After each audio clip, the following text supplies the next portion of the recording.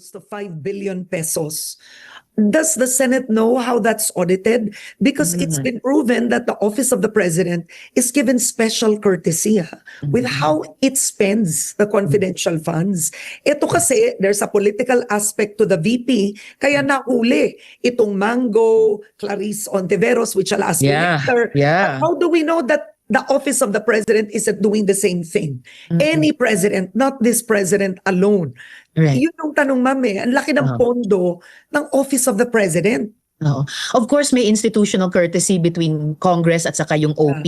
Pero lampas pa doon, mayroong, kumbaga, the Senate could find out the details ng pagkakagamit ng confidential funds, pati ng Office of the President. And I recall nung panahon ng dating Senate President, ngayon Majority Leader Migs, hiningi niya noon yung mga detalye ng accounting. Dahil even any ordinary budget year, ang mga confidential funds ng lahat ng opisina ay kailangan pa rin iulat in sealed envelopes sa Senate President, sa House Speaker, of course, Commission on Audit.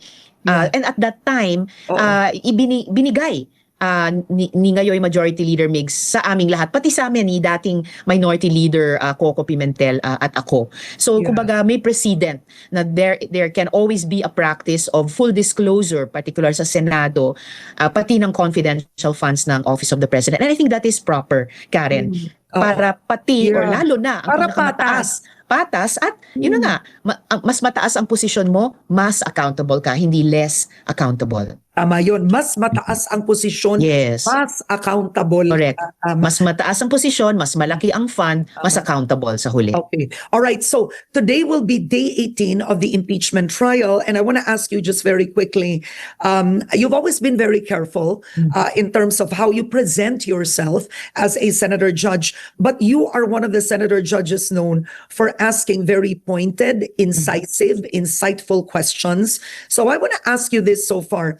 You asked about Clarice Ontiveros. That was quite sharp. I couldn't resist. Yeah, that was sharp. I was surprised. Na parang, na ano mo yun, oo nga, no, Clarice Ocampo, di ba? Nung Ontiveros. Yung banker kasi. Banker ng panahon ni Era. Clarissa Ocampo, tapos ikaw Ontiveros. Correct. So tama yung tanong niyo eh. Now, okay, I want to ask you this, no? Galing mo, I forgot about the Clarissa Ocampo. Diba? Clarissa Ocampo, that's the famous one na Clarissa. Or unless naroon siya ng pelikula ng yung Silence of the Lambs. Oh yes, Clarice Starling. Doon si Clarice, diba? So, I think just objectively speaking, what do you think of the responses of Gina Acosta? Anything you can share without actually, compromising, your own impartiality here? Well, dahil nga impartial senator judge ako, kaya ko lang sabihin yung sinabi ko na nung trial hearing na alam na ng buong publiko na una nakikiramdam ako sa kanya bilang asawa ng isang taong may sakit pala, and it was heartfelt na sana gumaling agad at kumpleto yung kanyang asawa. Pero yung concern ko sa kanya na sana maging fair siya sa sarili niya at maging fair sa kanya kung ano man ang kalalabasan nitong trial na ito. Dahil dun sa tanong ko, sinagot niya na kahit pa may mapatunayan eventually na nagkamali or gumawa ng masama or nagkulang dun sa accounting ng kanilang confidential and intelligence fund, in effect sabi niya siya at siya lamang, si Miss Gina, ang accountable officer. At parang sabi niya, sasaluhin niya ang consequences. In effect, inangkin niya. So, yun lang yung mauulit ko ngayon sa iyo, Karen, yung lumabas na sa buong bansa sa hearing kahapon tungkol kay Miss Gina. All right. And I think reporters have said it, RG Cruz said it yesterday, that in effect all roads lead to Colonel La Chica. Because at the end of the day, pinaninindigan ni Gina Acosta, binigay ko ang pera kay Colonel La Chica. Si Colonel La Chica marunong mag-implement, siya nag-i-implement ng proyekto, etc. So ang tanong ko ito, pwede bang pilitin ng korte na ipatawag si Colonel La Chica, or the court is passive on this one? Dapat prosecution or defense ang magpatawag? Tama. Sila lamang, kahit sino sa mga panels, hindi talaga kami pwede. At lumabas din yon sa hearing kahapon. Itinanong ni presiding officer kung balak ba, kasi nakalista naman si Colonel La Chica sa mga witnesses ng dalawang panels. Pero ang sagot ng prosecution kahapon ay nagdidesisyon pa sila kung Yeah. ipepresenta nila siya at kung kailan. So Oo. we must leave it to them, kaming mga senator judges. Okay, I know you have to step out at 8:45 because of course you have to prepare for the impeachment trial. What about the possible change in schedule? You know, very interesting. I wanted to just a little history. During the Clinton trial, that only lasted for 5 weeks. The one Wow. of US President Clinton, because they had a trial Monday to Friday. Okay. That's one. With Oo. Corona, the trial was Monday to Thursday. So And still I it have to lasted say, 7 months. yes, but Or this is quite- 5 months. So. yeah, this is quite short. I mean, frankly speaking, from if you go back to history of impeachment trials, this is 3 days. Tapos yan, nagsa-start po kayo, pasensya na, 10 to 2. Alam mo yon, alam ko maraming trabaho po ang senador. Pero hindi naman po pwedeng ganito kabagal. Minsan nagkakalimutan na po lahat ng ano ba nangyari last week? Which is not good for the public, by the way. Right, They're like disengaging, no? So, Senator, if I were to ask you, I mean, ito, hindi naman to merit of the case. What would you feel be good?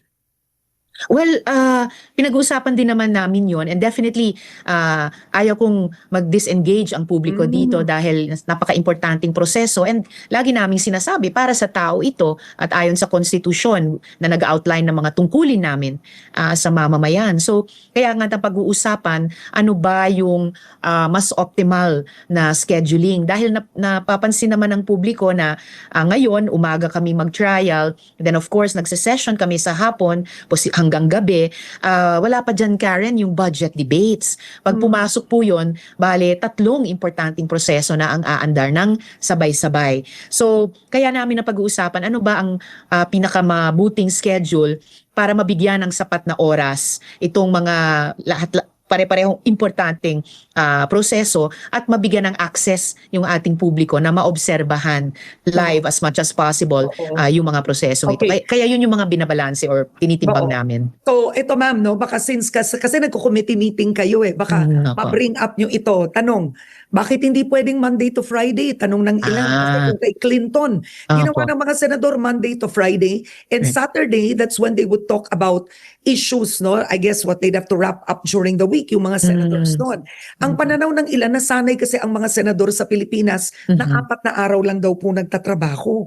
Pasensya na po kayo doon, ha? Huwag kayong magalit. No, Oo. not at all. Pero No, what do you fair think of enough yung that? feedback. That's one comment. Opo. Well, in fairness naman sa mga senador, kahit 3 hanggang 4 na araw yung sessions plus hearings namin, ay nagtatrabaho pa rin kami Biyernes at madalas half the time at least, kahit sa weekend kapag may events, whether dito sa Manila or sa ibang mga rehiyon. And paalala lang, bukod sa session, yung committee hearings nga na binanggit mo, Karen. So sa ngayon, dahil trial at sessions kami Mondays to Wednesdays, Huwebes at minsan Biyernes na lang natitira para sa hearings. But I do appreciate yung feedback mula sa publiko.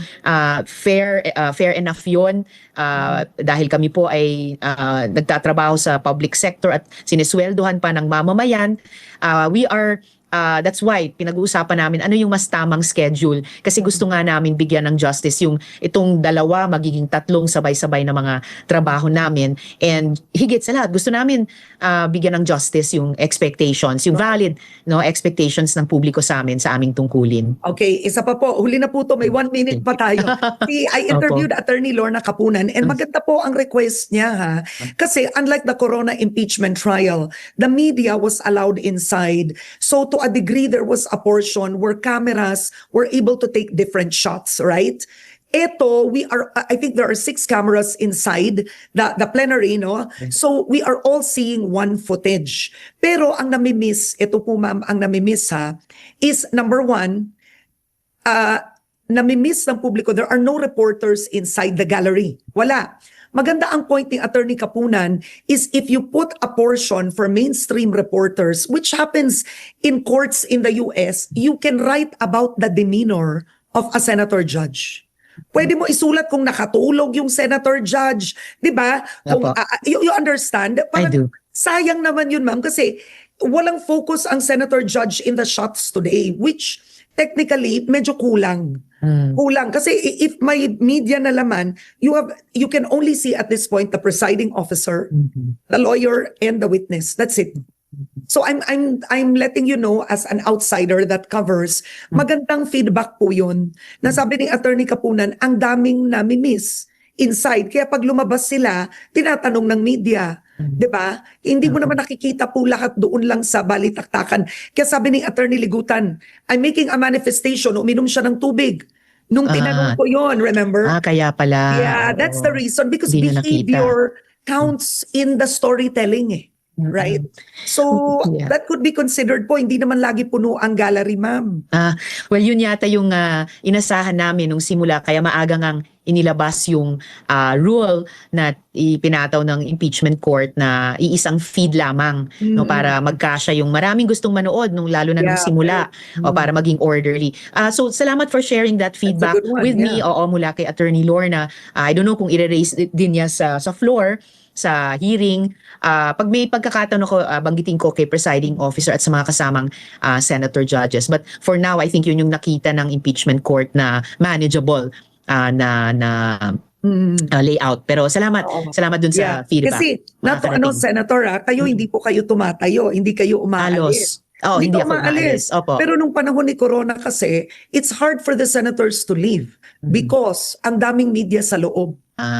Ngayon po, minsan pag natamaan yung mga senator judges, nakikita namin, ang daming tumayo, umalis nung hearing. So I think little nuances like that matter in the storytelling. Nuances are very important for sure.